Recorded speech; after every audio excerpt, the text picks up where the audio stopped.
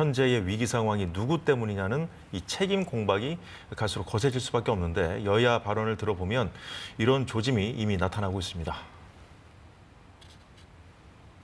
탄핵 소추안이 발의가 되자마자 외환시장이 요동을 치고 있습니다. 그동안 한덕수 권한대행의 노력으로 미국, 일본 등이 외교관계를 정상화하기로 이미 천명을 하였고 그로 인해서 환율과 외환시장과 대신인도를 제대로 방어를 해왔습니다. 탄핵 소추로 인해서 다시 위기 상황으로 치닫고 있습니다.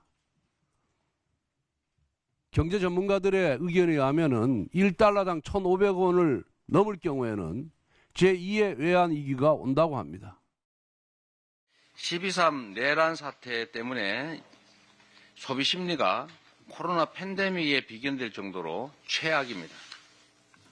그것도 모자라서 국민의힘을 비롯한 내란 비호 세력의 탄핵 방해로 가뜩이나 힘든 민생 경제가 아예 바닥으로 추락하고 있습니다.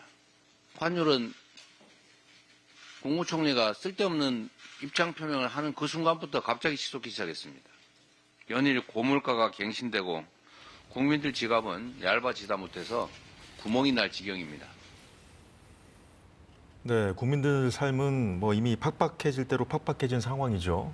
외환 위기가 오는 거 아니냐, 이런 우려도 지금 커지고 있는 상황에서 지금 이 시국에서도 지금 이 책임 공방이 지금 이미 시작됐거든요.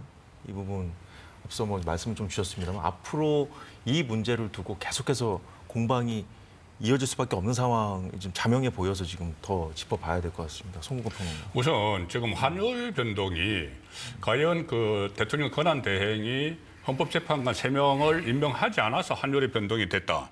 이게 그 환율이 우리나라 안에서 정해지는 게 아니고 다 국제사회에서 그 금융권에서 정해지는 건데 그 금융권에서 그걸 어떻게 합니까? 그 정확한 내용을 몰라요. 환율 변동이 된 것은 대통령 권한 대행을 또 탄핵을 해서 또 권한 대행을 세운다고 하니까 그 어떤 그 위기론이 좀 커지면서 그렇게 그 환율이 변동이 되는 거예요. 그리고 지금 계속 그 어떤 내란 수계 이 프레임을 가지고 앞에 계속 붙여서 다들 이 말씀을 하시는 분들이 있는데 아직 그것은 혐의입니다. 재판도 수사도 제대로 아직 시작 안 한 거예요. 그런 상황에서 그 부분도 한번 짚어봐야 됩니다. 계속 윤석열 대통령도 이야기하고 또 김용현 전 그 장관 쪽 변호인들도 이야기를 했지만 이 비상계엄을 선포한 이유가 물론 수단은 잘못됐다고 저도 생각을 하지만은 이유를 계속 밝히는 데 대해서도 귀담아 들을 필요가 있어요.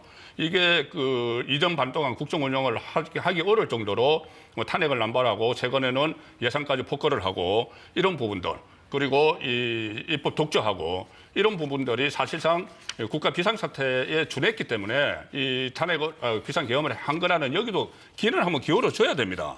그 본인이 그러니까 비상계엄을 선포한 사람이 판단을 하는 거죠. 이게 국가 비상사태인지 아닌지. 그럼 왜 국가 비상사태로 판단을 했는지도 귀를 기울여줘야 되는 것이고 그리고 계엄 사태가 일어나고 나서 최근에 벌어지는 행위들도 보면은 가령 예를 들어서 그 권한 대행을 또 탄핵을 하고 줄탄핵을 한다든지 이런 부분들 그리고 또 이재명 대표 같은 경우는 헌재 심리를 빨리 앞당기고 재판을 늦추기 위해서 여러 가지 지연 작전 같은 것이 지연 작전으로 보이는 이런 일을 한다든지 이런 부분도 어떻게 보면은 민주당이 완전히 이 상황에서 책임이 전혀 없다 이렇게 볼 수는 없다는 거죠. 참 여기에서도 좀 의견이 많이 좀 정반대로 갈 수밖에 없는 이 상황이 좀 참 서글픈데요. 일단 국민의힘에서 너무나 반성이 없습니다. 성찰도 없습니다.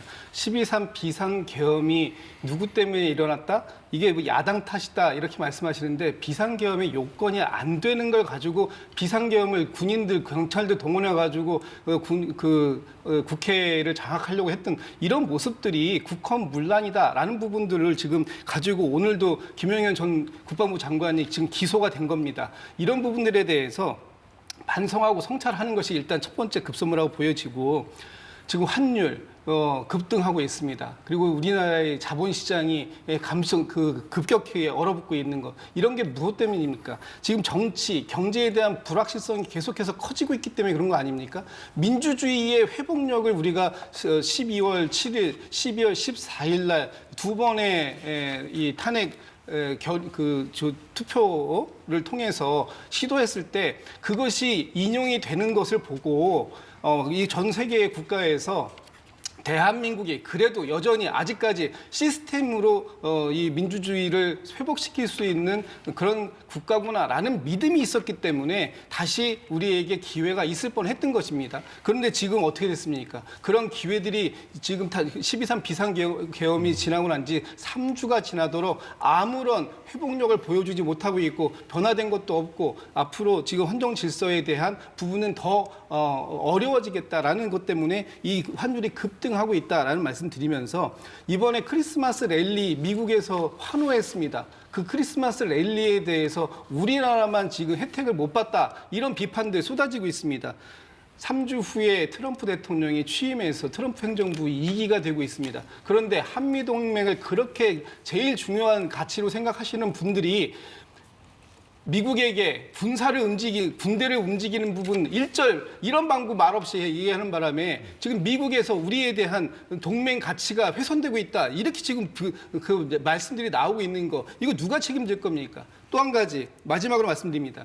예산을 우리가 민주당이 감액시켰기 때문에 그래놓고선 추경한다 말씀하시는데 민주당이 감액시킨 예산 4조 원에 불과합니다. 그 4조 원에 2조 1천억이 예비비였습니다.